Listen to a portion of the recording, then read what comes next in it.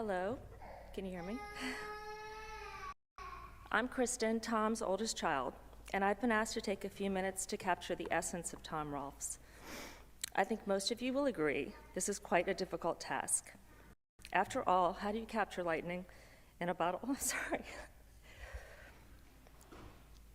My stepmom, Sharon, his beautiful wife of 45 years, did manage to capture his heart, but really nothing else about Tom Rolfes could be harnessed. He was a free spirit. That free spirit was on full display growing up in St. Pete in the 1950s.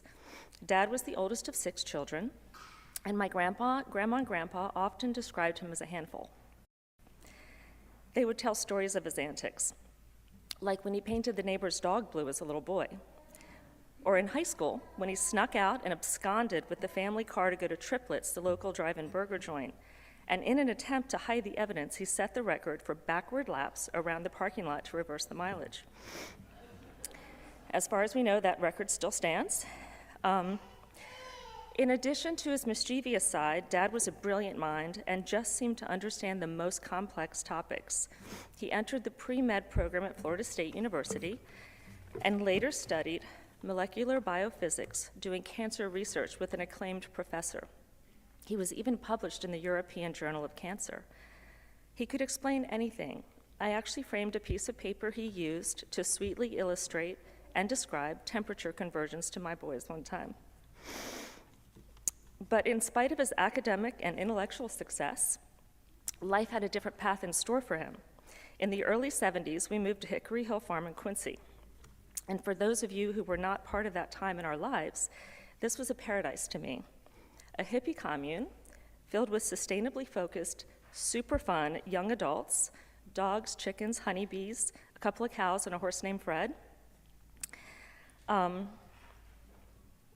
that's where he built his first house, complete with a small secret play area under the stairs for me. Pelican Woodworks was born, and extraordinary woodworking projects were created all over Tallahassee and beyond. In fact, you can see some of them right here in this church, and they created this beautiful brochure.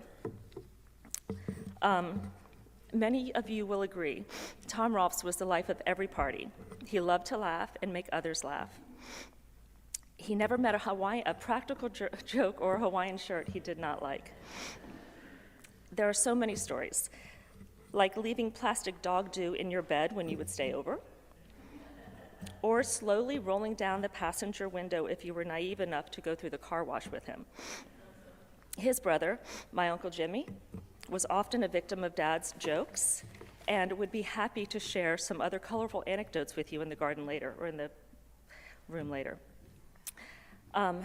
He was a natural conversationalist and connected with just about everyone he met, store clerks, waiters, bartenders, even hitchhikers. One night at dinner, he befriended a waiter who wore a shirt and tie and a pair of dusty rose shorts. Dad admired the pink shorts, and the laughter and banter began. By the end of the evening, they'd swapped pants. And Dad left wearing those pink shorts, his blazer, bolo tie, and of course, cowboy boots. And as for hitchhikers, in 1974, he picked up my favorite hitchhiker of all time, who he somehow convinced to move to the farm and become his woodworking wingman. We now call him Uncle Mel, and they were lifelong friends. And Mel was a dedicated caregiver for my father in his final years, and I know Dad was very thankful for their friendship. Dad had the most unique roadmap to life. He could not just go from point A to point B. He would stop 4 or 5 times on even the shortest of rides. He could make a U-turn quicker than anyone I ever saw for boiled peanuts, barbecue, ice cream, or fireworks. He also had his favorite spots for a cold beer and a rum and coke, so a 15-minute drive could easily turn into 45 minutes or an hour. He made an art of stopping to smell the roses. And he approached his grilling with the same enthusiasm and creativity that he approached much of life. He would scan the refrigerator door for ingredients, and you just never knew what would end up in the grouper marinade or homemade cocktail sauce. It would, of course, have the basics: Bill Wharton's daddle pepper sauce, a little Worcestershire, salt, pepper, lemon or lime, maybe both, but there was always a surprise ingredient or two depending on his mood. Maybe it was that brine from the jar of pickled okra in the refrigerator door, or perhaps it was a little grape jelly from the top shelf.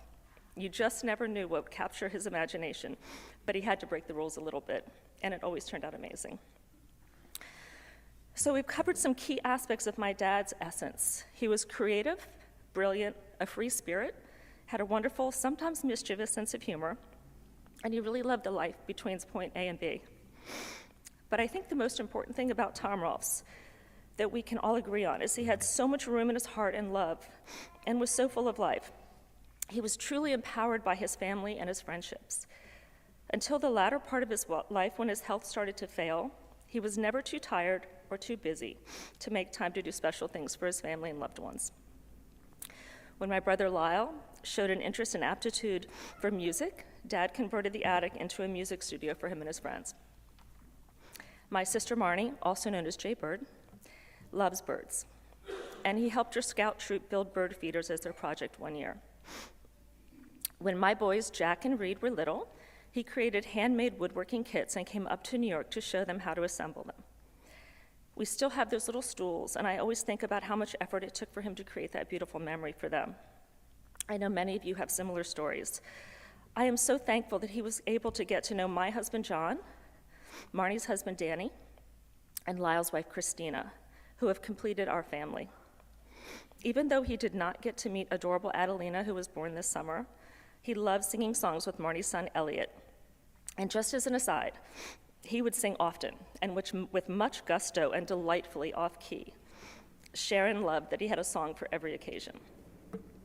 He will be so missed, and I believe he has left our mark on all of us in different ways. But I want to conclude with a suggestion of how we might honor his memory.